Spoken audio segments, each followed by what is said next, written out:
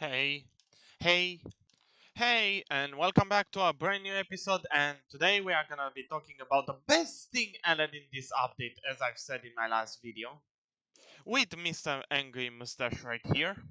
Let me tell you how the summer event works if you haven't tried it out yet. Just as a side note, this event was made for beginner players. This event could be played by OG players and new players on equal footing, which is very nice so that everybody feels equal and the game mode is equal. Just like our society. Okay, so we just loaded in, and when you load in, you get a farm and one of the new summer event units. And this is my preferred way to play. I just place down the farm, then I have my damage unit, and I'll just place it wherever the units are at the moment. Like right here. One very important factor about this game mode that you have to understand is that with each wave passing, the sun will start arising. And what that does basically increases the damage reduction of Iscanor, which is a boss that appears every 20 waves. So every 20 waves you have to encounter a boss that might or might not have immunity.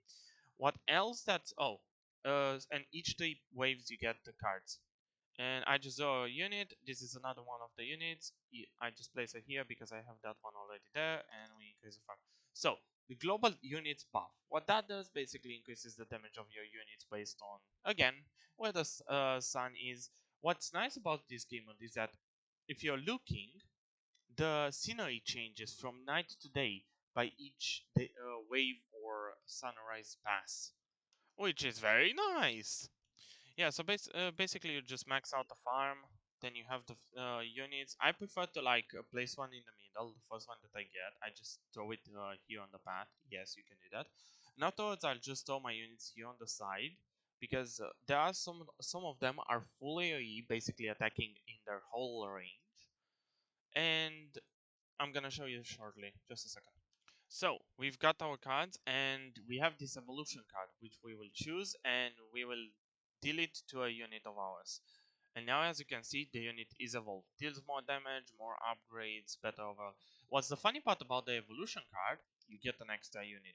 So you can place another one down, which is awesome. And now you just like upgrade this one, and each 3 waves that you get just select more units though, because you need to get all the slots open. You should have all the slots open from what I know, but I'm not sure as if new players have that. But from personal experience and from what my viewers said, you should have them open. So you should be able to play with all of the 6 slots.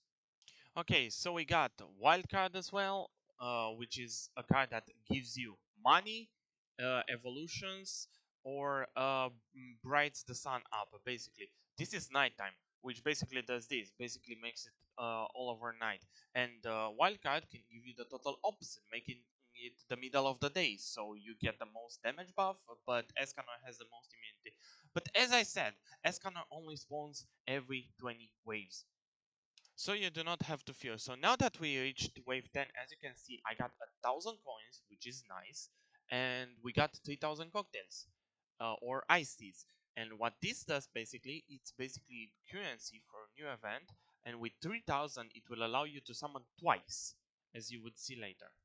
Which is very awesome. For just 5 minutes, I just get 2 summons in the new event. That's awesome. As a new player, I encourage you to grind this.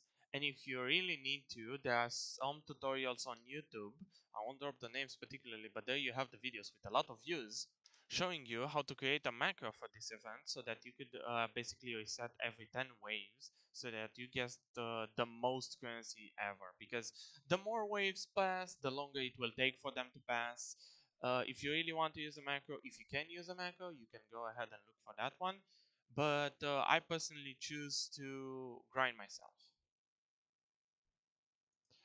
because I personally find macroing, and especially macroing 10 waves and then resetting non-stop, a coward's way to grind.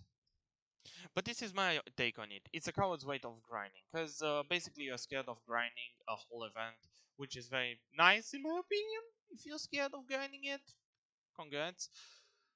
As you can see here, it takes only 1500 to summon. So as I said, with 10 waves, you can summon twice. You will get the units from here. I encourage you to do that until you get all of them, because all of them are broken as hell, like, believe me. And as well, you might get this as well, the Sunshine, by playing, which basically gives you... This is basically an evolution item.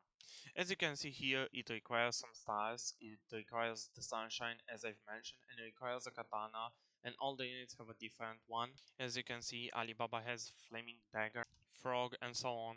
And when you get those, you come to the event, and you come here in the back, you talk to the NPC, boom, summer, and here you have it with ooh, evolve or remembrance.